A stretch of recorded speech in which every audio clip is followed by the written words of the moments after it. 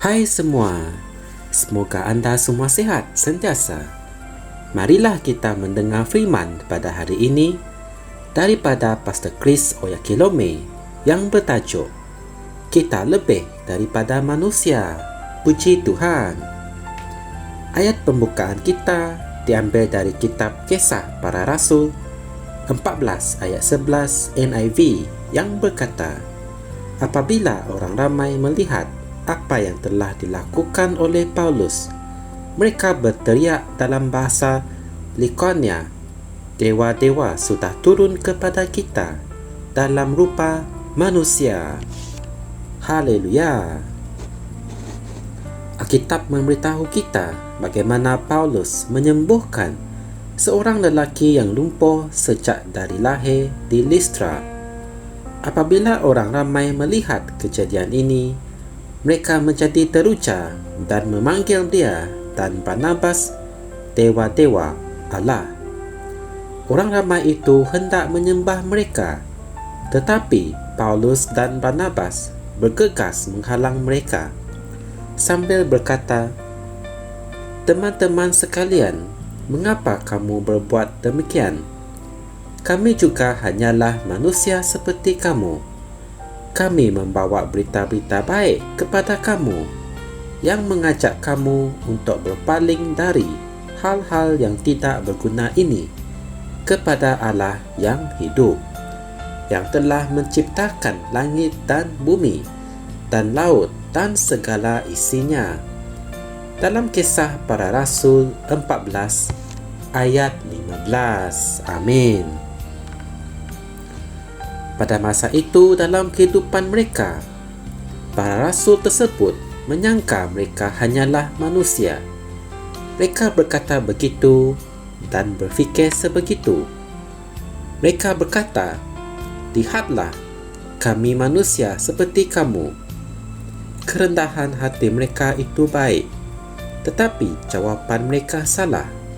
Mereka sepatutnya berkata kepada orang ramai, jangan menyembah kami. Inilah mesej yang kami ingin sampaikan kepada kalian, bahawa kalian juga berpotensi untuk menjadi dewa Allah jika kamu mempercayai Yesus. Haleluya. Orang ramai mengetahui identiti sebenar Paulus dan Barnabas. Mereka tahu Paulus dan Barnabas bukan manusia. Mereka adalah Allah dalam rupa manusia dan mereka betul. Alkitab berkata, aku telah berfirman bahawa kamu adalah Allah dan kamu semua adalah anak-anak yang maha tinggi. Mazmur 82 ayat 6. Namun, kamu mendengar beberapa orang Kristian berkata, kami hanya orang biasa. Mereka fikir dengan bercakap sedemikian membuat mereka rendah hati. Tidak, ia hanya menunjukkan betapa jahilnya mereka. Amin. Kita hanyalah manusia biasa sehingga kita dilahirkan semula. Setelah kita dilahirkan semula, kita telah menjadi rumah Tuhan. Amin. Setiap daripada kita adalah tempat kediaman Roh Kudus. Roh Kudus pencipta seluruh alam semesta tinggal di dalam kamu. Puji Tuhan. Tubuhmu adalah rumahnya yang hidup. Inilah hakikatnya dan hakikat ini perlu masuk ke dalam kesedaranmu. Kamu perlu berfikir sebegini. Puji Tuhan. Kuasanya tidak akan membuahkan hasil untuk kamu sehinggalah kamu mengetahuinya. Jangan sesekali berkata, saya hanya manusia biasa.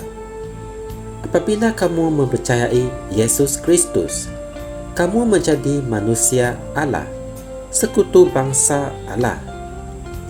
Kamu benar-benar dilahirkan dari Allah. Kamu sebenarnya adalah makhluk yang luar biasa. Allah telah menjadikan kamu seperti dirinya, sebagaimana Kristus Sebegitu juga kita di dalam dunia ini. Dalam 1 Yohanes 4 ayat 17, kamu mempunyai kehidupan dan sifat Allah sekarang. Haleluya! Marilah kita membaca doa ini bersama-sama. Ya Bapa, terima kasih kerana membantu aku menemui siapa diriku yang sebenarnya dan menemui harta yang tak ternilai yang telah Engkau letakkan di dalam rohku melalui pengetahuan tentang Injil Yesus Kristus yang mulia. Aku mengakui dan berjalan dalam terang warisan ilahiku, asal usulku dan kemuliaanku dalam Kristus. Dalam nama Yesus, amin. Sebagai renungan tambahan, anda boleh merujuk kitab Yohanes 10 ayat 34 hingga 36 NIV, Kisah Para Rasul 28 ayat 3 hingga 6, Mazmur 82 ayat 6. Haleluya! Sungguh indah firman pada hari ini ya. Anda boleh mengetahui lebih lanjut mengenai firman ini dengan menekan butang like dan subscribe Rhapsody Reality Malaysia. Semoga kita berjumpa lagi dalam segmen yang akan datang. Dan semoga Tuhan memberkati anda semua.